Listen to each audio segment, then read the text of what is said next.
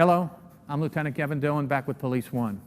Today we're going to talk a little bit about taser failure drills. Guys, every weapon in law enforcement should have a failure drill.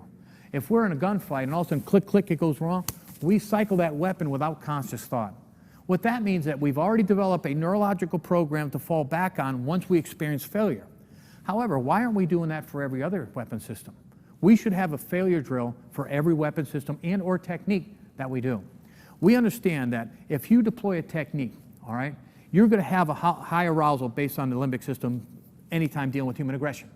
But if you do a technique like a taser and you light him up, all right, and he goes down or he rips him up and he's right back on you, you're going to have a higher arousal, all right? Limbic will kick in, you might find yourself kicking back, all right? People that are going to a limbic response, they move back like this. People respond to training, they angle off like that, all right? Based on the same stimulus. It's up to us to make the difference, all right? Now here's a good one for almost a medium-range taser drill. Say you draw that taser, I'm going to have to tase you, and you tase the individual, and he angles off, but now he's moving in on you. You need to draw from something basic. One would be a stop kick. Stop kick is in pretty much everybody's curriculum when it comes to law enforcement. All it is coming in, stop, land, and pivot off, all right? Now, if somebody comes at me, we're going to see what I call we're in the avenue of aggression. That means visualize yourself on a street, all right? Avenue of aggression means they're moving in, and if they move in on you like that, that's mass, motion, momentum, and aggression. That's going to have a high arousal, all right? Now, I'm going to bring my partner in for this technique. Liam? All right, this is one of my team members, Liam Duggan from Minnesota, all right? For example, Liam, why don't we do this? We'll do it for this angle, guys. I'll try to angle off a little bit. Now, Liam, you come right in as fast as you can and touch my chest. Ready, go. All right, copy that. Now do it with that hand alone. Ready, go. I don't have the capabilities or the normal, that's not a normal response. All right, same thing, go. By learning how to angle off is very beneficial. So we're going to say, I tased him, right?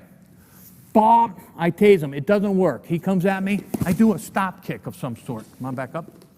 I don't want to kick him too much because no matter what, you can get hurt on this one. So let's do this one in slow motion so I don't pop you too much.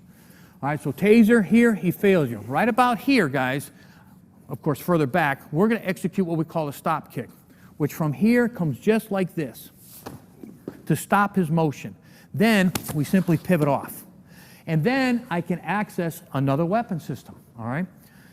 But if I here have taser failure, and then he comes at me here, he's going to catch on to me unless I have something else to draw from. Does that make sense? All right? Thanks, Liam. So it's simply this, guys. Practice this at home. When you do a stop kick, if I do a taser, I simply first open up the door. Stop, and that's what it's designed to do, stop an action. When I land stop here, I simply pivot off, his momentum goes, and I grab my baton, or I can access a different weapon system, all right? Or I could dry stun, all right? So there's multiple different things to do with the taser. But the key ingredient is they got to be stored ahead of time. Two ways we get into an altercation. It's discretionary or non-discretionary time. Discretionary is like, all right, if I do this, if I tase him, he'll go down. I have time to plot out my action. Non-discretionary is like here, and I'm under attack. Now, we can go from a discretionary to a non-discretionary response. The only thing that'll make me successful is that I have a pre-programmed response ahead of time. So if you can, again, let's wrap up with this. Taser, it fails. Here, I do a stop kick. He bends over. I angle off. I can dry stun, access a different weapon system. But you got to do the land and pivot it off. All right? Put it in the curriculum. Because how many tapes have we seen when a taser fails and the guy moves at him, you see the officer go into high arousals. Give them some techniques they need so they can angle right off and be more successful. I'm Lieutenant Kevin Dillon. Thank you very much for your time. I'll see you next time.